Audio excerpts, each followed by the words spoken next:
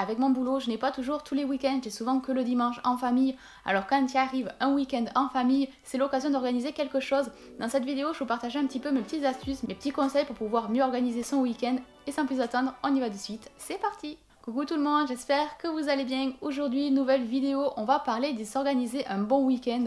Alors c'est vrai que le temps il joue beaucoup, hein. Si admettons il fait beau, on aura plus de choses à faire, surtout à l'extérieur.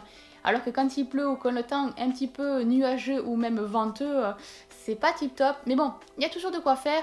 Et c'est vrai que faut quand même chercher, il faut quand même se renseigner un petit peu sur internet, il faut chercher un petit peu à droite à gauche qu'est-ce qu'il y a dans notre région. Il y a énormément de choses à faire que on n'était pas forcément au courant. Quand c'est une exposition qui a lieu régulièrement chaque année, qui est renouvelée dans le parc des expositions, là on est informé et là en fin de compte tout le monde ou pratiquement tout le monde est au courant. J'aime beaucoup tout ce qui est bourse, tout ce qui est exposition, tout ce qui est vide-grenier. Je vais directement sur internet et en fin de compte j'ai un site de ma région, j'ai le calendrier. Tous les jours ou pratiquement tous les jours, il va y avoir quelque chose. À côté de chaque date, il y aura marqué la ville et il y aura, admettons, marqué bourse ou jouets ou vide-grenier. Il y a tellement de choses qu'en fin de compte, tous les jours, il y a quelque chose. Il faut juste chercher un petit peu en fonction de là où on se situe et en fonction de la date, si on est disponible. Ça peut être très intéressant. Ce genre de choses, il vaut mieux y aller très tôt le matin parce qu'en fin de compte, les meilleurs partent au début et ça serait dommage de louper quelque chose. La deuxième chose que j'apprécie faire, c'est pouvoir sortir en randonnée. Moi qui aime bien marcher avec mes petites familles, quand il fait beau, alors soit on organise une petite rando de marche juste pour comme ça, se promener, observer, découvrir et se balader tout simplement.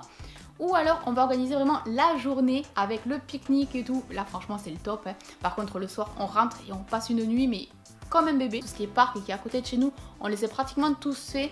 Du coup ce que je fais, je vais encore une fois aller sur internet et taper le site Visorando.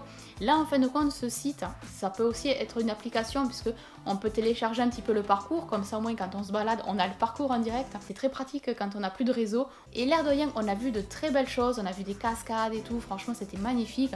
Mais voilà, faut se donner la peine de chercher un petit peu. Ce qui est bien sur ce site là, c'est qu'on peut choisir le type de la balade. Si admettons on veut faire un aller-retour, alors c'est vrai que dans les allers-retours c'est pénible parce que il y a un aller, il y a un retour, donc on l'a vu une fois, on le revoit une deuxième fois. Il y a le type boucle où là en fin de compte on tourne en rond, enfin en rond entre guillemets, et on va pouvoir en fin de compte découvrir tout le long de notre petite balade, tout le long de notre petite randonnée, un paysage différent. Moi pour ma part c'est vrai quand même je préfère les boucles, mais il m'arrive souvent de faire un aller-retour. C'est d'ailleurs là que j'ai vu des belles cascades, des belles petites rivières et tout. Après ça reste un choix, ça dépend aussi ce que vous voulez découvrir. On peut choisir aussi la durée et la difficulté.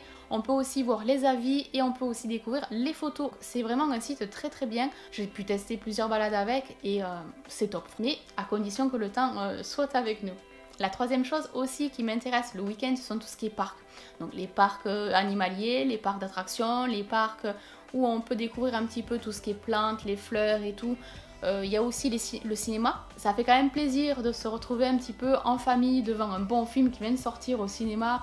Après là, ce côté-là, c'est le côté payant. Donc ça dépend en fin de compte si vous voulez investir le week-end ou si vous voulez faire une petite journée ou un petit week-end tranquillou. C'est un choix, mais de temps en temps, ça fait du bien. D'ailleurs, je vais enchaîner avec mon quatrième point où là, on va organiser un week-end. C'est-à-dire qu'on va faire une petite réservation.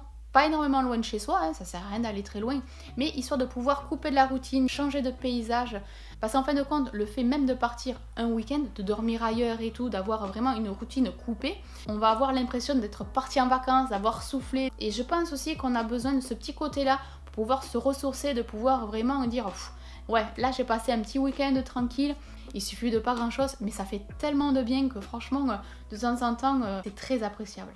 Bon voilà, cette vidéo est à présent terminée, j'espère qu'elle vous aura plu, que vous aurez passé un agréable moment. Si la vidéo vous a plu, n'hésitez pas à mettre le petit pouce vers le haut, un petit commentaire. Vous pouvez également me retrouver sur Instagram, le lien sera directement cliquable juste en bas de la vidéo. Moi je vous laisse, je vous fais plein de gros bisous et on se retrouve très vite dans de prochaines vidéos. Bisous, à bientôt, bye bye.